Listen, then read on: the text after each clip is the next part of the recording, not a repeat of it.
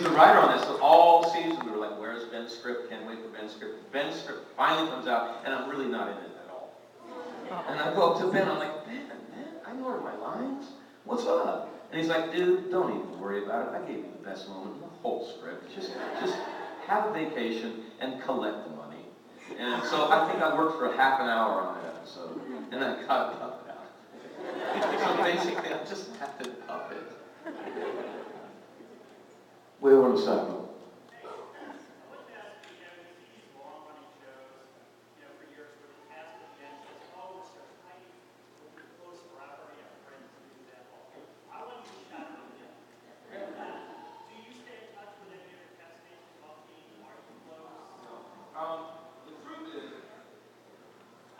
That's the truth about actors. We're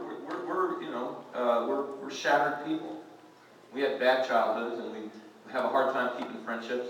And we all tell each other we love each other to death because we're on set together and all of that stuff. But when the job goes, you never hear from those people again. No, guys, I'm an artist. I'm not normal. I'm not healthy. No, I don't have a lot of friends. What's up?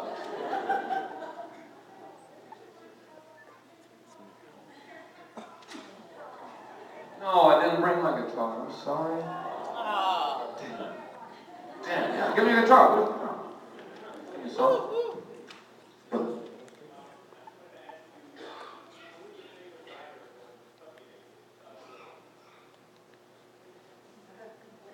Man, that's a hard question because there are so many good ones.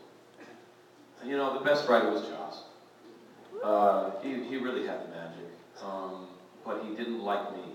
I always knew, like whenever Joss would come in and write and direct an episode like twice a year, and I always knew if Joss shows up on the set, I got the week off. Because he was uncomfortable with my character because for Joss, he wanted vampires to be ugly and then very quickly killed. And for him, he did not like the whole Anne Rice thing. He wanted vampires to be evil and bad. And he got talked into the character of Angel by his writing partner, David Greenwald.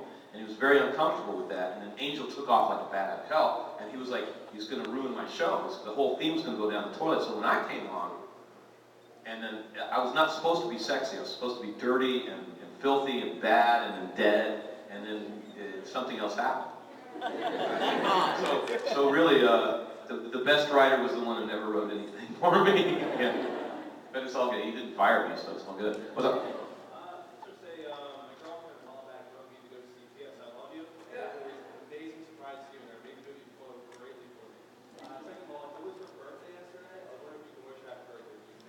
Happy birthday, beautiful. And P.S. I Love You was a really good time. I learned a lesson on P.S. I Love You, which is that when you get into the higher echelons of Hollywood, everybody's cool. Everybody's nice and wonderful. Like Kathy Bates, who I'm a total fan of Kathy Bates, right? She's like 78 years old. She's got 110 temperature all day, right? And we're on an 18-hour workday. And they don't even film her for 16 hours. It's all reversed. So she's behind the camera for 16 hours. They finally turn the camera back on us. And I'm thinking, man, what is this old lady going to do, man? Is she going to handle it? Is she going to be able to do it? Or are we just going to stop filming? Because, I mean, you can't do that to a 78-year-old woman with 110 temperature, right? So we're on the set, and we're about to come on. And she's got the door, and there's like 14 of the cast members. And she goes, and she turns and goes, men from the boys, guys. Men from the boys. And I was like, everybody was like, Hillary Swankman, the one that Jerry Butler, great, smart guy. He used to be a lawyer, by the way. So Jerry's doing the scene with Hillary, and he's doing the striptease thing, and his suspenders get caught on the set. So he's trying to save the take, so he has to pull extra hard on the suspenders to do the gag. The suspenders broke. And you know suspenders, they have those teeth. They flew at Hillary's face and implanted in her, they stuck to her forehead. Right? And she had the jagged marks, like someone bit her, like a robot bit her. And we had to close down the whole set for a month so she could heal. But the only thing that Hillary said was, well, I guess I get to be a character actor after all. The coolest, the very coolest cast I've ever worked with. Brother.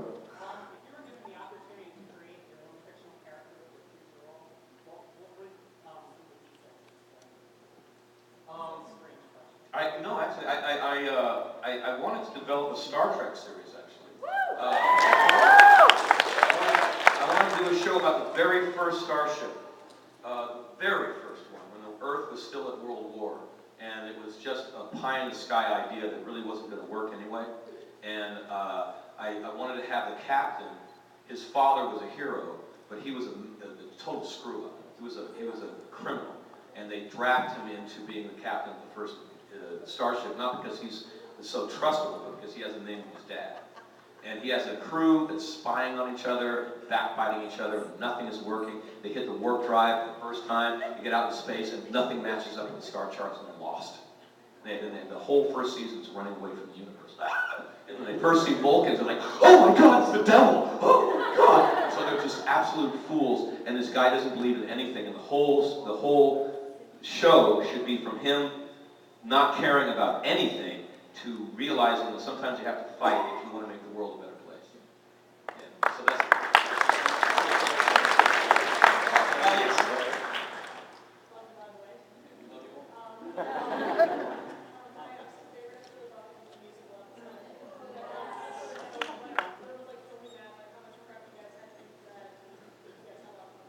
Yeah, you know, we didn't have fun doing that. No, man, it was like Joss was asking us to juggle chainsaws. Like, you hired us to be dramatic actors who can do comedy if you want us, but we're not musical theater people, and you're going to make us do a musical theater piece, and you're going to show that to 14 million people, you're going to ruin everyone's career. Like, I remember, like, I'm in my trailer, Joss knocks on my trailer, and he hands me a cassette tape, and he's like, this is some material you're going to need for the next week. Right? And I put it into the tape thing in my trailer, and it's Joss and his wife, Kai, who's a wonderful person, but neither one of them can sing. And Joss is playing piano, and Joss can't play piano. And they're warbling, and they're singing the song, and I'm just staring at the tape going, you know, like that. I'm like, he's lost his mind. This has got to be a joke. It's a joke, right? And I go out of the trailer, and the rest of the cast is coming out of the trailer, same thing, same look on their face. What the hell? So we really thought, Joss has gone crazy. And he is, you know, everyone's telling him he's such a great writer, and now he's believing his own press, and he's got to be such a genius, and he's going to just toast everybody. And so we all fought it. I mean, actually, Tony Head and I were the two ones that were kind of cool with it because we were already singing professionals, so it wasn't so much of a problem for us, but for everybody else it was really dangerous.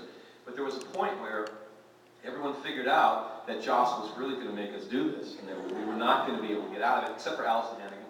She got out of it. I'd love to know why. But nobody else got out of it, and there was a point where people just stopped complaining and really started studying.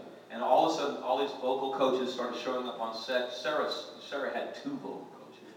And we went, so we really thought we were going to die. And then Josh showed us, he quickly cut together the Xander dance scene, which was the first thing he shot. And he showed us that on set, and we realized it wasn't going to suck. It was going to be really wonderful. So we went from being brave but defeated to triumph in 1 week. And so I was very, very proud of the cast, actually. Yeah. Okay, so I'm going to be very nice and go over here. Oh, look, what's up in the back? Hi. Oh, me? Or me? Yeah. I'm gonna go. Okay. We all know that Spike was kind of the ultimate British punk rocker, and I was wondering, as a musician yourself, if that gave you a way to kind of connect with such an out there character. Yeah, because I was a punk rocker when I was growing up.